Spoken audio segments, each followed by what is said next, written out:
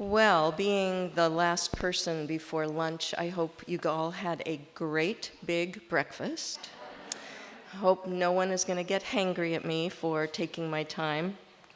I am very pleased to be here with you today and to share part of my passion with you, who are all sharing your passions as well.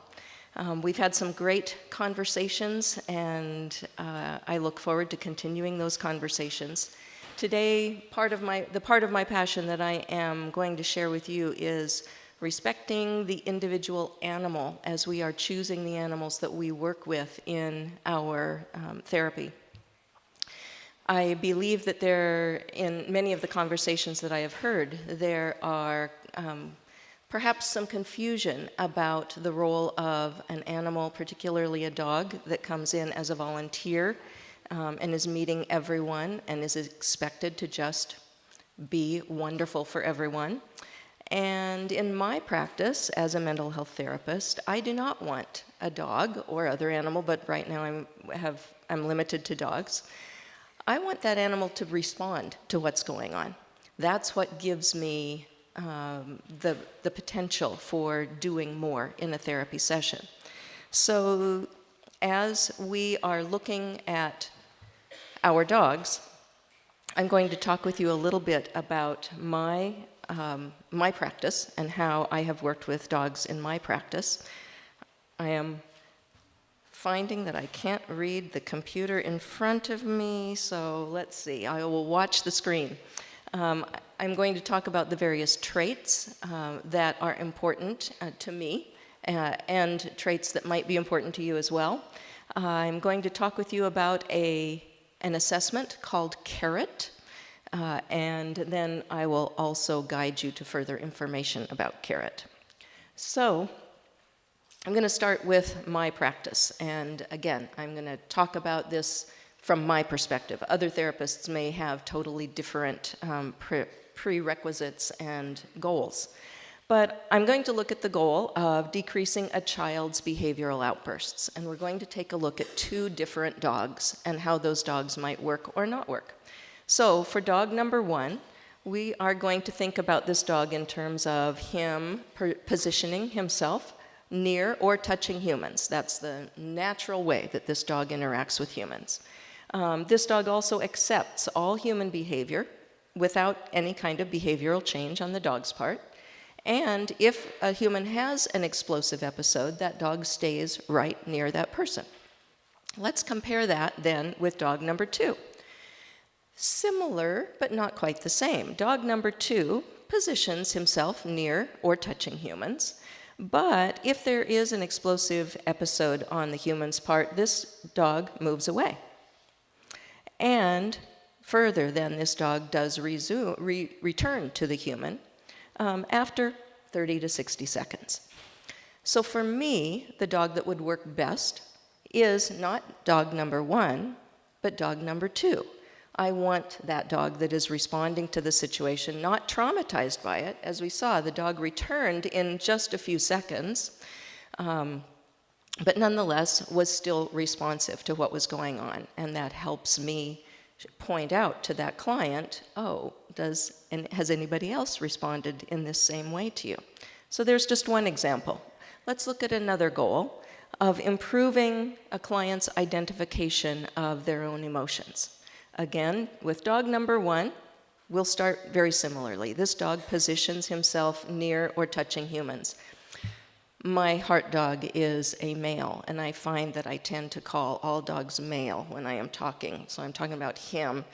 Please change if your heart dog or your partner is a female. Just know that, yes, that's my way of being a little bit closer to him today.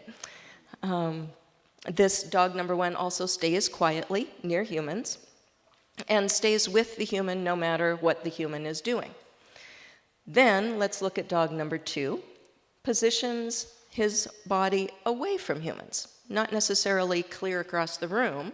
It could be just a foot away, watching, paying attention, but not quite so near. Also is active and is moving around, is doing things, not just happy to be hanging around and doing nothing, but likes to be moving. And further, then this dog is going to move on If the human stops being interesting, dog's going to go do something else that's more interesting to the dog.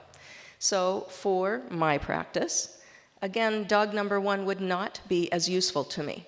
Dog number 2 would be far more useful to me because of the dog's action, the dog's movement, and how we are able to use that then in the therapeutic session.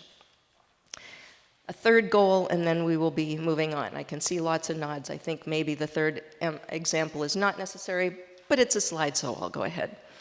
Dog number 1 stays quietly near humans, positions his body near or gently touching humans, and stays quietly with the human no matter what the human is doing. And I think I forgot to say that the goal was to improve self-regulation by identifying the need for breaks. So there's dog number 1.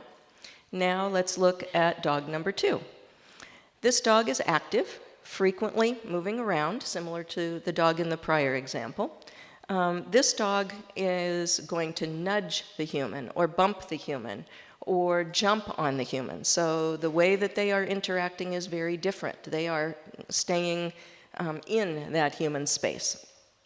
And if this human stops doing something that is interesting to the dog is going to attempt to get the human to engage with the dog instead of moving away and going to do something else. Well, for a client who I want to be more aware of their own emotions, then dog number 2 is going to be most helpful to me. That client is going to be able to, or we will together be able to take a look at what's going on in the dog. Does that dog need a break? What does it feel like when that dog is so intrusive and constantly asking for more and more attention? So those are just examples of how I would like for a dog to be in my practice. So then the question becomes, how do I find dog number 1 versus dog number 2? Because I want the dog that I work with to do those things naturally. I don't want to train the dog to nudge somebody if that's not the dog's natural state. I'm looking for working with the dog, respecting who the dog really is, so that when we are working together, it is a respectful relationship. So to begin with, let's give you a little bit of a definition of what the traits are. When I talked about the animal positions his body in relationship to humans, either from one end of the spectrum touching to the other end of the spectrum avoiding, that is called use of space. While an animal responds to human behavior or human provocation, a lot of human behavior is provoking to the animals that we work with. And again, that can be tolerance on one end of the spectrum to avoidance on the other end of the spectrum. That is called social tolerance. I see a few cameras going up. I'll hesitate before I change the slide. Okay. Let's come on with a few more definitions. An animal's capacity to cope with stress, or an animal's competence under stress, again, from tolerance to avoidance, is called resilience. And physical energy, literally the pattern of movement, the speed of movement, we call that energy. So you can see so far, there's one more that I will say, but you can see, okay, these definitions make sense. We've got a sense of what words to go along with this. Final one, how an animal responds to delay or human incompetence from the animal's point of view, from good-natured tolerance to actively leaving the situation. And we call that patience. There is a way to identify these traits in advance.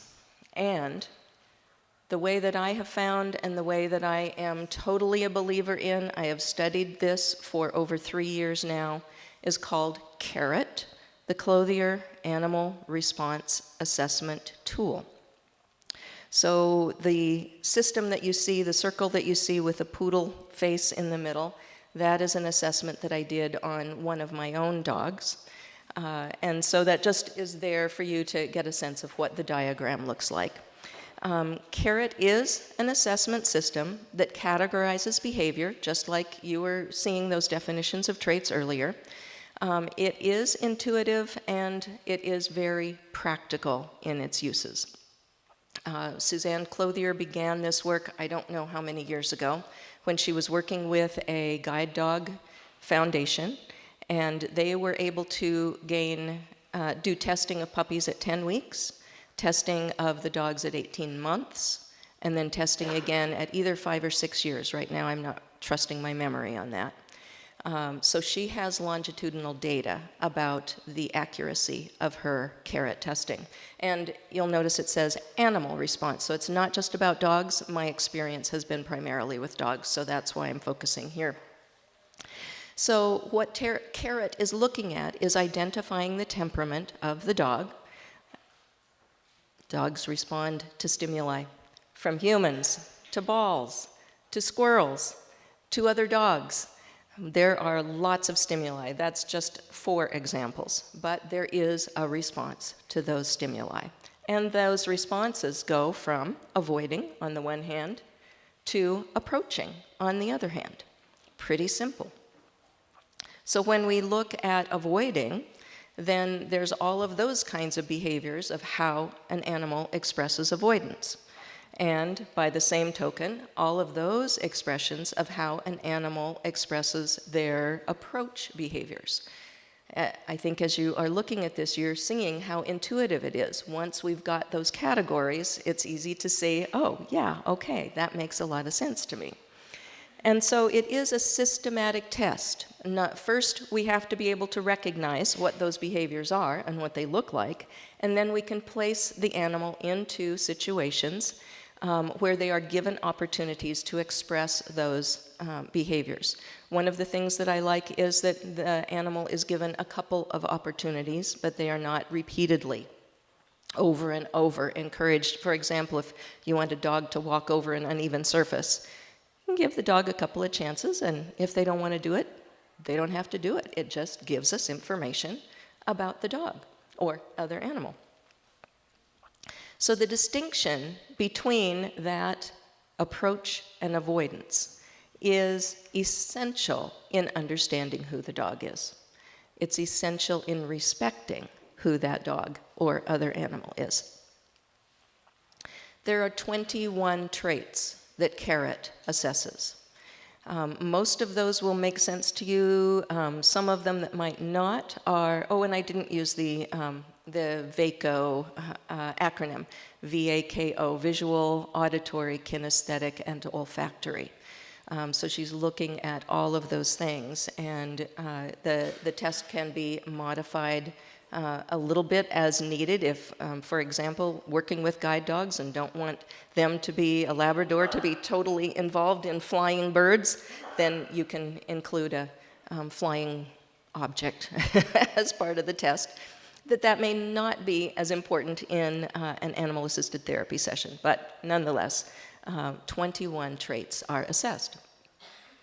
So sometimes we might feel like we are, when we're working with our therapy animals, or when we're even searching for a therapy animal, we might feel that we are trying to force a square peg into a round hole. My goal is to avoid that. When we utilize carrot and we combine that with animal-assisted interventions, we are showing respect for that individual therapy animal. So we no longer have to try to force those matches, but can instead work with them. So I guess I was able to talk as fast as I needed to. We might not be late for lunch, but we're really close. I want to make sure that you have that information if you would like to pursue information about carrot. Suzanne's website, suzanneclothier.com. I also just want to say, I put it in the book, but I also want to say I'm not getting any kind of remuneration or anything. I believe in this. It has really worked in my practice, and that's why I'm wanting you to know about it as well. And if you have other questions for me, please feel free to email. I would be delighted to talk with the rest of you afterwards. So, thank you.